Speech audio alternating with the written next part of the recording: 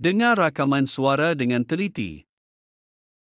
Kemudian, dengar sekali lagi dan buka muka surat R1 untuk membaca teks rakaman suara serta beri tumpuan pada perkataan yang dicetak tebal. Hai, saya Afham. Saya hendak ke zon kanak-kanak. Terdapat beberapa tablet terkini di zon tersebut.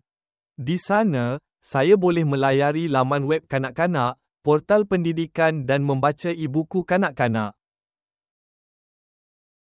Hai, saya Amir. Saya berminat ke zon interaktif. Di situ juga dilengkapi beberapa tablet terkini.